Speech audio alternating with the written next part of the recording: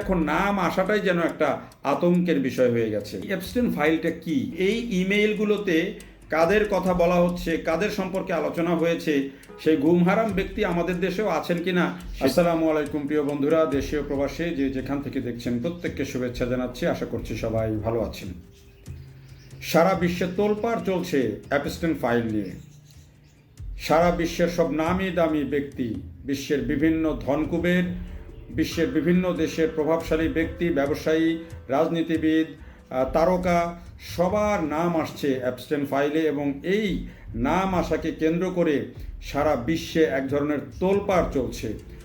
অনেক বড় বড় ধনকুবের, ব্যবসায়ী, রাজনীতিবিদ, বড় বড় তারকা, তারা সবাই আতঙ্কে আছেন কার নাম কখন ফাঁস হয়, কার নাম গণমাধ্যমে চলে আসে। এই আতঙ্কে সবার এখন দিন কাটছে এবং এমন এক কেলেঙ্কারিতে সবাই যাদের নাম আসছে ভয় পাচ্ছেন।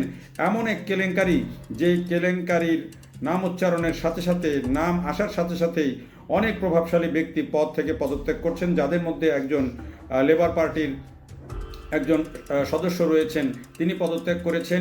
এর বাইরে অনেকেই এটি নিয়ে একেবারে বলা যায় যে এক ধরনের কোণঠাসা অবস্থার মধ্যে রয়েছেন। কিন্তু এই যে এমন এক কেলেঙ্কারি, যেটি বলা যায় যে উইকিলিক্সের পরে বা যেই আমরা যে বলছি যে পানামা পেপারস কেলেঙ্কারি, এগুলো তো ছিল এক ধরনের কেলেঙ্কারি, সেগুলো আর্থিক কেলেঙ্কারি বা অন্যান্য রাজনীতির বিভিন্ন বিষয়। কিন্তু এই যে এপস্টেইন ফাইলস সেটি এমন এক কেলেঙ্কারি যেটি প্রকাশ করতে বা প্রকাশ হলে সমাজে মুখ দেখানো অনেকের জন্য কিন্তু দায় হয়ে যাবে। আর সেটি হচ্ছে যৌন কেলেঙ্কারি। এবং এই যৌন কেলেঙ্কারি এমন কেলেঙ্কারি, যেই কেলেঙ্কারিতে বাচ্চাদেরকে ধর্ষণ করা হয়েছে, শিশুদের উপরে যৌন নির্যাতন চালানো হয়েছে এবং সেই এমন এক ব্যক্তি এটির আয়োজক, এমন এক ব্যক্তির মাধ্যমে এটি হয়েছে যিনি মিলিয়ন মিলিয়ন ডলারের মালিক হয়েছিলেন, সেই জেফ্রি এপস্টেইন। তার যেই ব্যবসা, তারপরে পরবর্তীকালে যে সারা বিশ্বের এই যে ধনকুবেরদের, রাজনীতিবিদদের, তারকাদেরকে তিনি যেভাবে তার সাথে যোগাযোগ করে তারা যেভাবে তার সেই দ্বীপের আইল্যান্ডের যেই বাড়ি, সেই বাড়িতে গিয়েছেন এবং যেভাবে শিশুদের দিয়ে যে যৌন নেটওয়ার্ক গড়ে তুলেছেন, যৌনকর্মীদের নেটওয়ার্ক গড়ে তুলেছিলেন, সেই ঘটনাগুলো কিন্তু এখন সবার জন্য একটা বড় বিপদের কারণ হচ্ছে। আমাদের দেশ থেকে শুরু করে পার্শ্ববর্তী বিভিন্ন দেশ থেকে শুরু করে অনেকেই কিন্তু এখন ভয়ে আছেন যে কার নাম জানি কখন প্রকাশ হয়ে যায়। এখন এই বিষয়টা আজকে সারাদিন অনেকেই আমাকে প্রশ্ন করেছেন যে ভাই, তো আমি যদি প্রথমে আগে একটু জানিয়ে নেই যে আসলে এপস্টেইন ফাইল হচ্ছে জেফ্রি এপস্টেইন, যাকে বলা হয় যে একজন যৌন অপরাধী এবং তিনি সাজা পেয়েছিলেন, তিনি জেলখানায় ছিলেন, জেলখানাতেই মারা গিয়েছেন, সেটি আমরা একটু পরে বিশ্লেষণ করব।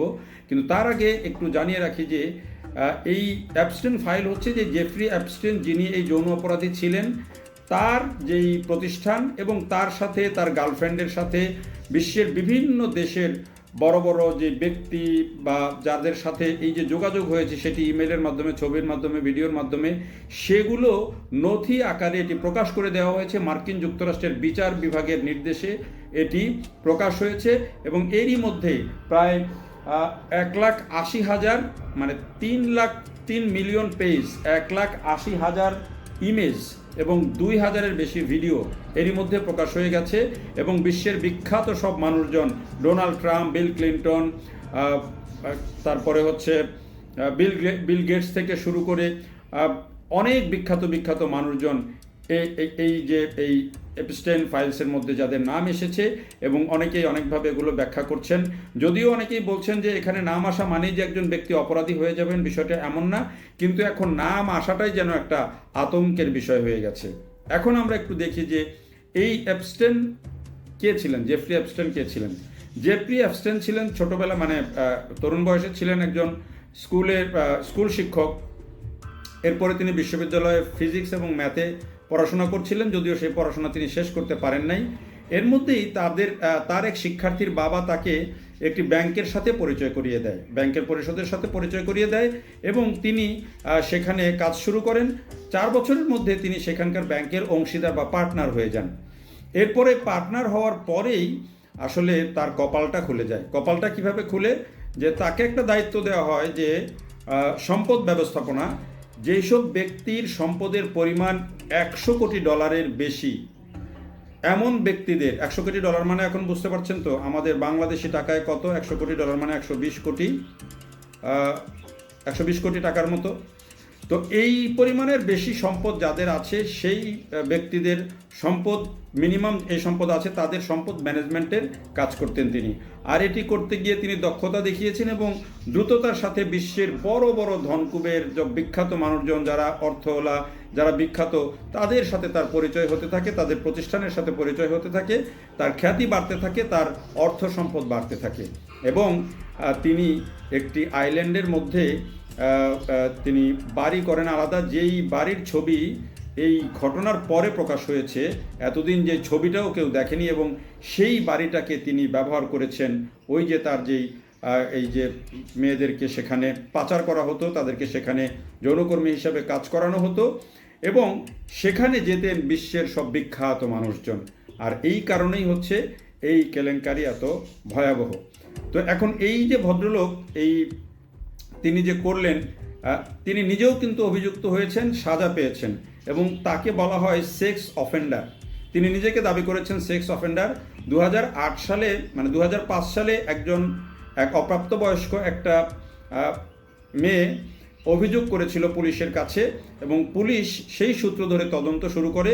2008 সালে তাকে অভিযুক্ত করা হয় এবং তাকে কিন্তু 18 মাসের একটি সাজা দেওয়া হয় এবং তিনি সেই সময়ও তার যেই সম্পদ সেগুলোর দেখভাল তিনি ঠিকই করছিলেন, ধরে রেখেছিলেন, কিন্তু তার সেই সাজাটা 13 মাসে শেষ হয়। কিন্তু এই ঘটনা তদন্ত করতে গিয়ে দেখা গেল যে আসলে নতুন করে একটা তথ্য আসে যে তিনি একটি অপ্রাপ্তবয়স্ক মেয়েদের একটি যৌন নেটওয়ার্ক গড়ে তুলেছেন, যৌনকর্মী নেটওয়ার্ক গড়ে তুলেছেন এবং সেখানে বিশ্বের বিখ্যাত সব ব্যক্তিদের সেখানে যাওয়া আসা করেন। এরকম একটি তথ্য পাওয়ার পর নতুন করে আবার তার বিরুদ্ধে তদন্ত শুরু হয় এবং সেই তদন্ত এবং মামলা যখন চলমান ছিল তখনই 2019 সালে তিনি মারা যান। এখন কেউ বলছেন যে তিনি আত্মহত্যা করেছেন কারাগারে, কেউ বলছেন যে তিনি মারা গেছেন। তো ঘটনা তো ওখানেই শেষ হতে পারতো, কিন্তু সেটি এখানে শেষ হয়নি। এই কেলেঙ্কারি এমন এক কেলেঙ্কারি ছিল যেটি 2025 সালে এসে মার্কিন যুক্তরাষ্ট্রে নতুন আলোচনার জন্ম নেয় এবং মার্কিন বিচার বিভাগ এই নথি প্রকাশ করার জন্য নির্দেশ দেয় এবং এই বিষয়ে একটি বিল আনা হয় এবং সেই বিলে ডোনাল্ড ট্রাম্প স্বাক্ষর করেন, যদিও ডোনাল্ড ট্রাম্পের নামও এর সাথে যুক্ত আছে। ডোনাল্ড ট্রাম্প বলেছেন যে 2007 সালের পরে এই জেফ্রি এপস্টাইনের সাথে তার আর কোনো সম্পর্ক নেই। জেফ্রি এপস্টাইনের যে বান্ধবী ছিলেন ম্যাক্সওয়েল, তিনিও কিন্তু এখন 20 বছরের সাজা পেয়ে কারাগারে আছেন। তার 60 বছর বয়স। তিনি কিন্তু এখন এই একই অপরাধে সাজা পেয়ে কারাগারে আছেন এবং এই যে ম্যাক্সওয়েলের সাথে যে এপস্টাইনের যে বিভিন্ন ইমেইল আদান প্রদান এবং এই ইমেইলগুলোতে কাদের কথা বলা হচ্ছে, কাদের সম্পর্কে আলোচনা হয়েছে, কাদের ছবি বা অন্যান্য বিষয় ভিডিও এগুলো প্রকাশ পেয়েছে, সেগুলোই কিন্তু এই নথির বিষয়বস্তু হিসেবে উঠে আসছে এবং একটার পর একটা প্রকাশ পাচ্ছে এবং কোর্ট বলেছে যে এই বিষয়ে কোনো নথি গোপন করা যাবে না। এই নথি আপলোড করার পরে কিছু 13টির মতো নথি আবার ডাউন করা হয়েছিল, অর্থাৎ নামিয়ে ফেলা হয়েছিল। পরে কিন্তু আবার এটি প্রতিবাদ হয়, তারপরে কিন্তু সেগুলো আবার আপলোড করতে বাধ্য হয়েছে মানে যারা করছিলেন এই কাজটি তারা। তো এই যে এই এপস্টাইন যে ফাইল, এই ফাইলের মাধ্যমে মূলত যেটি হচ্ছে যে এই ঘটনার সাথে কারা কারা যুক্ত, বিশ্বের কোন কোন নেতা, কোন কোন ব্যবসায়ী, কোন কোন তারকা এই ঘটনাগুলোর সাথে যুক্ত ছিলেন, সেই ঘটনাগুলো যখন প্রকাশ হচ্ছে তখন তাদের রুচির প্রকাশ ঘটছে।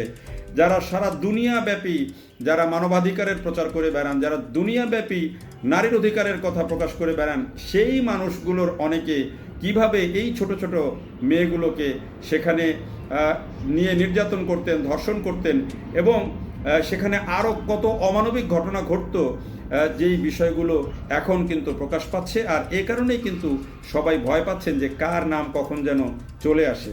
আরেকটা বিষয় খুবই ভাবার, আর সেটি হলো যে সেখানে এমন কি অপরাধ ঘটতো, যেই এপস্টাইনের কথা যেটি বলা হচ্ছে যে সে একজন কম বয়সী নারীকে মানে মেয়েকে সে নির্যাতন করেছে, যৌন নির্যাতন করেছে, তার সাজা হয়েছে।